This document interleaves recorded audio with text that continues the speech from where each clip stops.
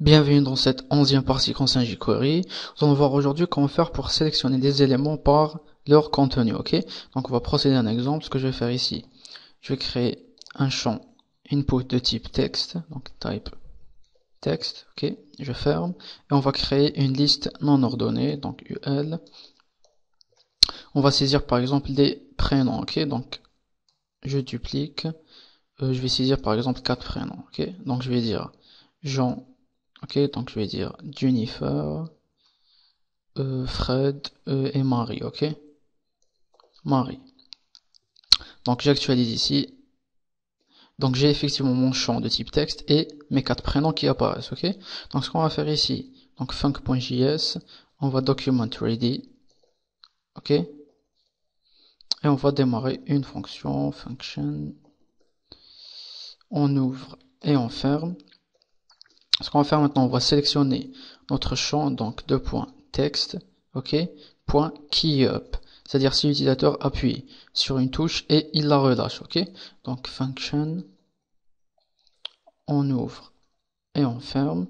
Donc ici je vais créer une variable, je vais l'appeler search, ok, et on va préciser ici this, c'est-à-dire ce champ-là, point val, donc c'est-à-dire donc la valeur, c'est-à-dire ce que l'utilisateur aura, c'est ici dans notre champ. Et ici, on va récupérer donc un ID. Donc quel ID? On va attribuer ici un ID à notre UL.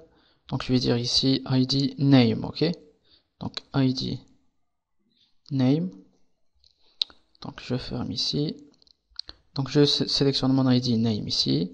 Espace li, c'est-à-dire l'ID name. Donc on va sélectionner ici notre liste, li, deux points. Donc la nouveauté réside ici, contains. Okay, donc le contenu de notre liste. Okay, entre parenthèses. Donc ici, double quote. Et on va faire une petite concaténation ici. On va sélectionner notre variable search. Ok, et on va add class. Donc on va rajouter une classe. Donc on ne l'a pas encore créé. Donc ici, via CSS, donc style type text slash CSS, je ferme mon style et je vais créer une classe, je vais l'appeler par exemple color, ok? Donc une classe, elle est précédée d'un point.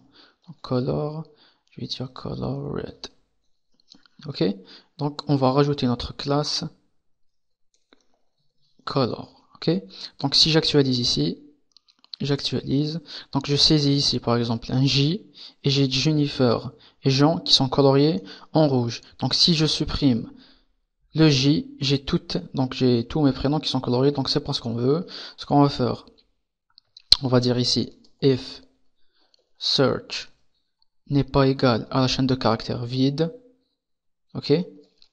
Donc si search n'est pas égal à la chaîne de caractères vide, donc si le champ contient quelque chose, on va rajouter notre classe. Donc s'il contient rien, on va supprimer notre classe. Donc ce qu'on va faire ici, donc name li.remove class. C'est remove, c'est-à-dire on va la virer.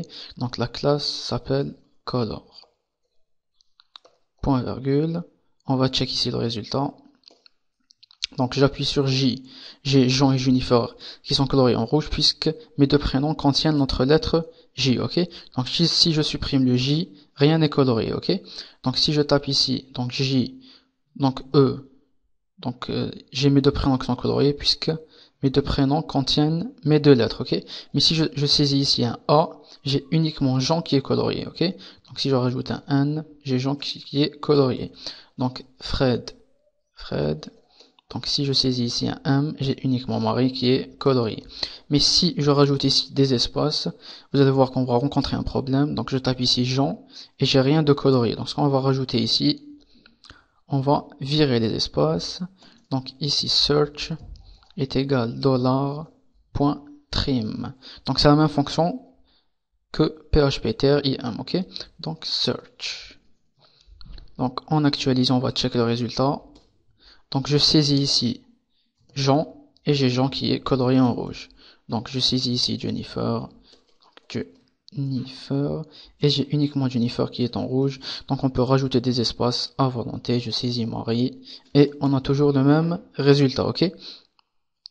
Donc ce qu'on a vu ici, comment faire pour sélectionner les éléments par leur contenu avec le contains, ok? Donc si vous avez des questions, n'hésitez pas, donc je vous remercie, on se voit dans la prochaine partie.